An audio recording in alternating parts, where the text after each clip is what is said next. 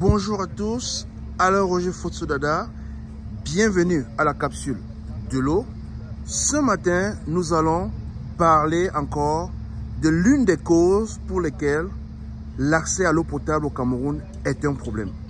Vous savez, dans certaines vidéos, je vous ai bien expliqué qu'il faut voir la Camboite comme un acteur, mais pas comme l'acteur exclusif ou alors l'acteur inévitable ou alors l'acteur incontournable pour l'accès à l'eau potable. L'accès à l'eau potable a beaucoup plus que cela, que cette entreprise qui essaie de fournir l'eau. L'un des problèmes qui fait à ce que l'accès à l'eau potable est très compliqué au Cameroun, ce n'est pas cette entreprise en elle seule. C'est justement ce que l'on va appeler l'urbanisation.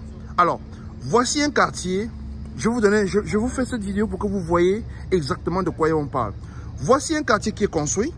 Je suppose que vous êtes ici à Bonamoussadi et que maintenant tout le monde veut aller s'installer à Koto Village ou alors à Lendi. Donc voici Koto Village qui n'est pas encore habité. Donc nous voici à Bonamoussadi qui est déjà habité. Ils ont de l'eau, mais voici Koto Village où il y a encore personne. Mais ce qui se passe en fait, ou alors Lendi, vous qui êtes dans ce nouveau quartier, en fait celui qui vous vend le terrain, il vous vend vraiment quelque chose de vide, parce qu'il vous met dans les problèmes. Puisque, quand ils parlent de viabilisation, qu'est-ce qu'ils font? Ils viennent, ils creusent quelques routes et ils s'en vont. Alors qu'en fait, quand on parle de viabilisation, on parle en fait de venir faire les caniveaux, faire les routes, installer. Ah, vous voyez ce tuyau vert? Ce sont les tuyaux par lesquels toutes les eaux usées vont s'en aller. Et puis ces tuyaux bleus que vous voyez là, c'est là où ce sont les tuyaux d'eau potable qu'on est d'installer. Ça veut dire quoi? Avant que vous ne vendez un terrain, avant que quelqu'un achète un terrain, il faut qu'il ait sur son terrain l'accès à l'eau potable ou alors ne serait-ce que la tuyauterie qui est posée. Alors ce matin, je voudrais que vous voyez ce qu'on est en train de faire ici ce matin, c'est que ce côté était déjà connecté au réseau d'eau.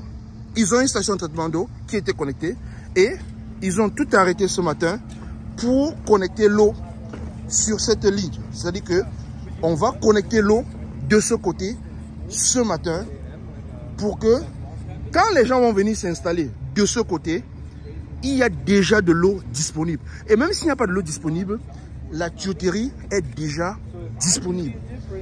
Voici la grande ligne d'accès à l'eau que voilà. Et on est en train de vouloir mettre la tuyauterie dans tout ce terrain. Comme ça, quand les gens viendront commencer à construire, il y aura déjà, pas seulement de l'eau, il y aura déjà la tuyauterie nécessaire pour que, si on installe une station de traitement d'eau, si on installe quoi que ce soit, qu'ils aient déjà de l'eau, en fait, qu'ils aient déjà de la tuyauterie prête à recevoir de l'eau.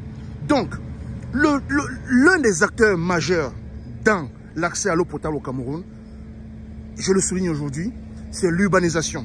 Et tant qu'on aura l'urbanisation sauvage, il y aura toujours ce problème d'accès à l'eau potable.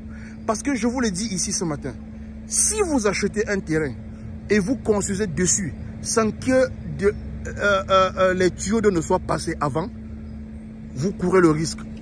Voire, vous n'êtes pas sûr que vous aurez de l'eau ou avoir l'accès à l'eau potable en très peu de temps. Ou alors, d'un moment à l'autre.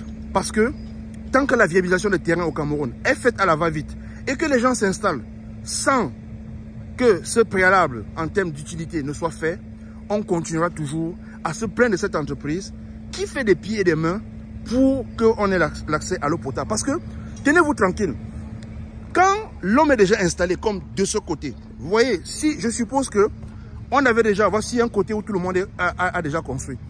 Regardez bien que on a déjà fait les constructions, donc on a tout ce qui est béton, goudron ou quoi que je ne sais pas trop quoi, on a déjà construit les maisons. S'il faut passer 1 mètre de tuyau ici, de ce côté ou alors par rapport à ce côté, ici, si le mètre de tuyau coûte 1000 francs pour passer, de ce côté où c'est déjà construit, le même mètre de tuyau coûtera 50 000. Écoutez bien, lorsque le terrain est encore vierge, pour faire passer 1 mètre de tuyau, ça coûte 1000 francs. Pour faire passer 1 mètre de tuyau, c'est-à-dire que creuser et passer le tuyau à terre, ça coûte 1000 francs. Mais lorsque le terrain est déjà construit et tout, comme ici, pour passer 1 mètre de tuyau, il coûtera 50 fois plus cher. Et à certains endroits, beaucoup plus que ça.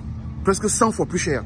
Donc, quand vous achetez votre terrain, rassurez-vous que le prix que vous payez, c'est en fonction de que celui qui a viabilisé ce terrain a mis le minimum d'utilité sur votre terrain. C'est-à-dire les tuyaux d'eau. Et aujourd'hui, on a qu'un gaz. On a Rodeo qui fait le gaz. Donc, bientôt, il faut qu'il, lorsqu'il y a viabilisation dans un quartier, qu'il puisse aussi passer les tuyaux de gaz. Il est donc important d'acheter son terrain en fonction de ses utilités. Mais aussi, il faut se rassurer que l'eau viendra un jour. Et pour que l'eau vienne, il faudra que ceux-là qui font ces terrains-là, qu'ils se rassurent, qu'ils passent les tuyaux avant de commencer à vous vendre des terrains. L'urbanisation sauvage est l'un des problèmes d'accès à l'eau potable au Cameroun. Si on n'a pas bien urbanisé, s'il n'y a pas d'urbanisation, l'accès à l'eau potable restera une utopie. El Professeur.